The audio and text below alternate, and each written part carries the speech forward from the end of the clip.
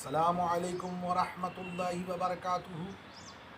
الحمد للہ رب العالمین، الصلاة والسلام علی سید الانبیاء والمرسلین، اما بعد فاعوذ باللہ من الشیطان الرجیم، بسم اللہ الرحمن الرحیم۔ لقد جاءکم رسول من انفسکم عزیز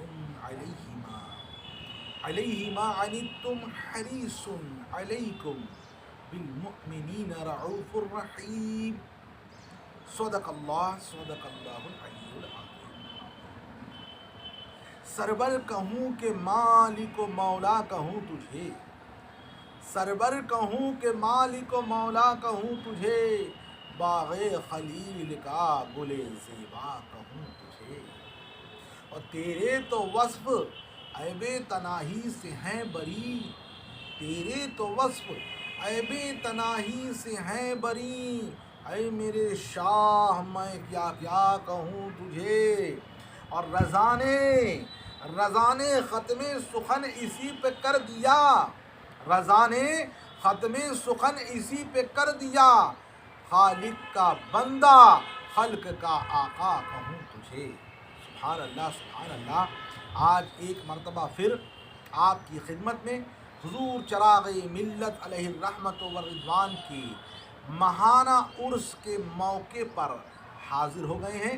ربیع الاول شریف کی 17 تاریخ حضور چراغ ملت علیہ الرحمت والرضوان کا ماہانہ عرس، اور کئی قرآن شریف آپ کی خدمت میں آپ کے ذریعے سے ایصال ثواب کل امت مسلمہ کو، بالخصوص ہمارے پیارے آقا حضور پاک صلی اللہ علیہ وسلم کی بارگاہ میں نظر کیا گیا، اور اس کے بعد کل امت مسلمہ تمام اولیاء کاملین کی بارگاہ میں پیش کیا گیا۔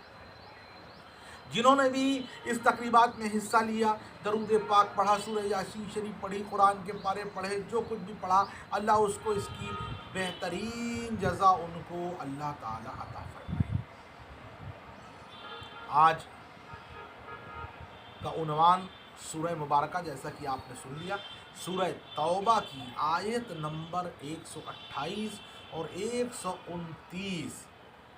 دراصل یہ آیت مبارکہ حضور اکرم صلی اللہ علیہ وسلم کی شان و عظمت کو بیان کرتی ہوئی بہترین آیت مبارکہ ہے، اور ساتھ ہی ایک بہترین وظیفہ بھی ہے۔ سبحان اللہ۔ بالخصوص حضور سرکار چراغ ملت اور حضور سرکار مقبول ملت کا اس پر عمل رہا، اور الحمدللہ جیسا کہ علماء کرام مفسرین اعظام نے بیان فرمایا ہے کہ جو کوئی اس وظیفے پر عمل کرے گا، انشاءاللہ تعالی موت کے وقت سرکار دو عالم صلی اللہ علیہ وسلم کی زیارت سے فیض یاب بھی ہوگا، اور اللہ تعالی اپنے دست مبارک سے، اپنے دست قدرت سے اس کی روح قبض فرمائے گا۔ سبحان اللہ۔ ہم نے اپنی ماتھے کی آنکھوں سے دیکھا کہ حضور سرکار چراغ ملت اور سرکار حضور مقبول ملت کا جو وصال ہوا، الحمدللہ وہ اس آیت مبارکہ کے عامل تھے،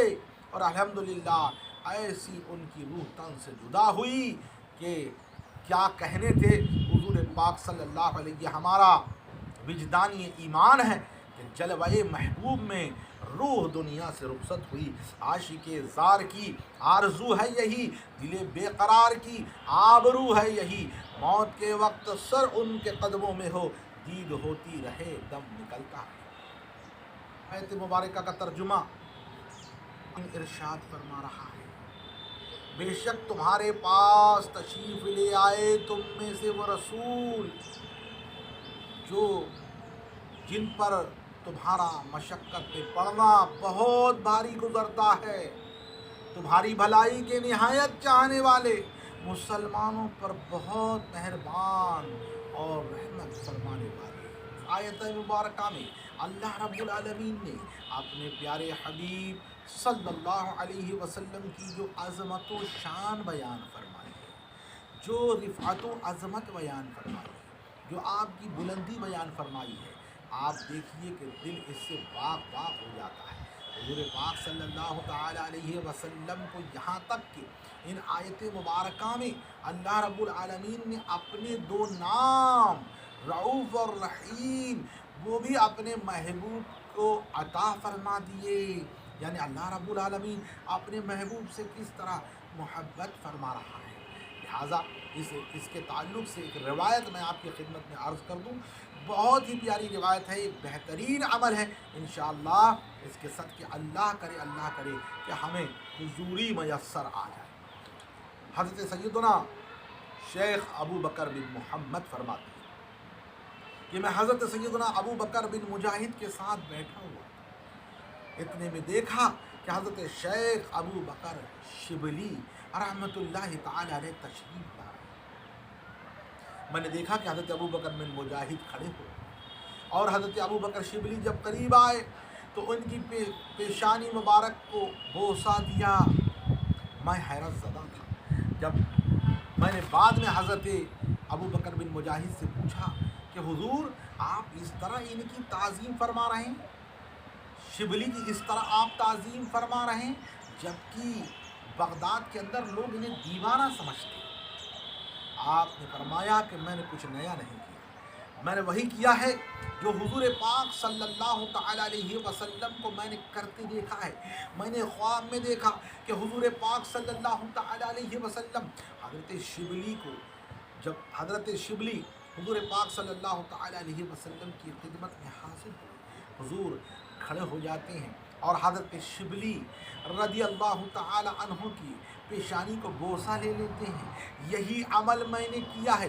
میں نے جب حضور سے پوچھا کہ حضور شبلی پر اس طرح شفقت کی وجہ کیا ہے، سبب کیا ہے، حضور نے فرمایا کہ اے ابو بکر، شبلی جب نماز پڑھتا ہے، نماز کے فوراً بعد سورہ توبہ کی آیت مبارکہ کو پڑھ لیا کرتا ہے، یعنی ان دونوں آیتوں کو 128 اور 129 نمبر کی ان آیت مبارکہ کو پڑھ لیا کرتا ہے اور اس کے بعد مجھ پر درود پاک پڑھا۔